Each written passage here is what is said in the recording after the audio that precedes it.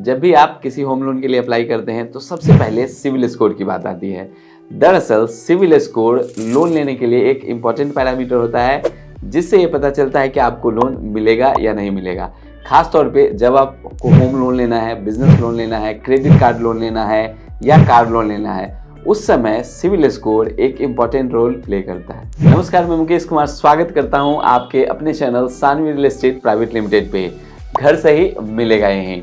Saanvi real estate घर का सपना पूरा करने के साथ साथ आपको ये भी बताता है कि लोन कैसे होता है, क्या क्या पेपर लगते हैं, रजिस्ट्री कैसे होती है, उसमें क्या क्या पेपर लगेगा, साथ में जीपीए क्या होता है, वो भी हमने वीडियो बना के अपलोड कर दी है। और उसी सीरीज में आज हम बात करेंगे सिविल स्कोर क्या होता है।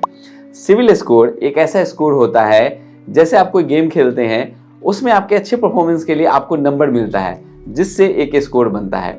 उसी तरह फाइनेंस में जब आप लोन लेते हैं और उसका पेमेंट आप टाइम से करते हैं तो आपका एक स्कोर जनरेट होता है और आपके इस एक्टिविटी को सिविल स्कोर कहा जाता है। बेसिकली सिविल स्कोर कंज्यूमर के क्रेडिट हिस्ट्री को दिखाता है। सिविल स्कोर 300 से 900 के बीच में होता है और अगर आपका सिविल स्कोर 750 से ऊपर है तो उसको एक अच्छा सिविल स्कोर माना जाता है। आइए समझते हैं सिविल स्कोर किन किन चीज़ों पे डिपेंड्स करता है। पहली चीज़, रीपेमेंट हिस्ट्री। रीपेमेंट हिस्ट्री में ये होता है कि आपने अगर कोई लोन लिया है, जैसे कार लोन है, पर्सनल लोन है, बिजनेस लोन है, उसका आपने पेमेंट टाइम से किया है या नहीं किया है। अगर आपने जो लोन लिया है उसका पेमेंट टाइम से कर रहे हैं तो आपका सिविल स्कोर बढ़ता जाएगा। और अगर आप टाइम से पेमेंट नहीं कर रहे हैं, आपकी ईएमआई बाउंस जा रही है, तो जो आपका सिविल स्कोर है वो कम होता जाएगा। दूसरी चीज़, हाई क्रेडिट यूटिलाइजेशन।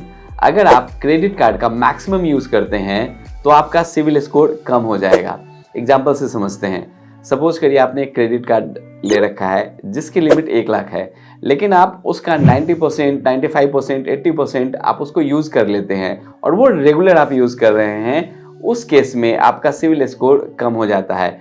तो अगर आपके पास क्रेडिट कार्ड है तो कोशिश करिए 30 से 40% ही आप उसका जो लिमिट है उसे यूज़ करें। तीसरी चीज़, मल्टीपल इंक्वायरीज। अगर आप लोन लेने के लिए बहुत ज़्यादा इंक्वायरी जनरेट करते हैं तब भी आपका सिविल स्कोर कम हो जाएगा, क्योंकि बैंक को ऐसा लगता है कि आप हर जगह से लोन लेने की कोशिश कर रहे हैं, तो जो लोन लेने की इंक्वायरी है वो कम से कम जनरेट करें। चौथी चीज़, क्रेडिट मिक्स। अगर आपने अलग अलग तरीके का लोन ले रखा है, जैसे आपका बिजनेस लोन है, होम लोन है, पर्सनल लोन है, तो जो अगर आपका क्रेडिट मिक्स अच्छा है तो इससे आपका सिविल स्कोर बढ़ता है अगर आपने उसका पेमेंट टाइम से किया है। अब जानते हैं अगर आपका सिविल स्कोर अच्छा है तो आपको उसका क्या फ़ायदा मिलेगा, और सिविल स्कोर अगर आपका ख़राब है तो उससे आपको क्या नुकसान होगा। अगर आपका सिविल स्कोर अच्छा है तो लोन आपको सस्ता मिलेगा, लोन आपको ज़्यादा मिलेगा और लोन आपको जल्दी भी मिलेगा। इसके ठीक उल्टा अगर आपका सिविल स्कोर ख़राब है तो इससे जो नुकसान होंगे वो ये होगा कि जब आप लोन लेने जाएंगे तो आपको रेट ऑफ इंटरेस्ट ज़्यादा देना पड़ेगा और कितनी बार आपको लोन ही ना मिलेगा। कितनी बार आपके सिविल स्कोर में NA या NH लिखा हुआ आता है। मैं आपको बता दूं, NA का मतलब होता है नो क्रेडिट एक्टिविटी और NH का मतलब होता है नो क्रेडिट हिस्ट्री। तो इसमें घबराने की कोई बात नहीं है। आप एक छोटा सा लोन लेके अपना सिविल स्कोर जनरेट कर सकते हैं। ये इसलिए लिखा होता है NA या NH, आपको लिखा हुआ इसलिए मिलेगा क्योंकि आपने अभी तक कोई लोन ही नहीं लिया है। सिविल स्कोर से रिलेटेड जितनी भी बेसिक इन्फॉर्मेशन थी वो हमने कवर की है।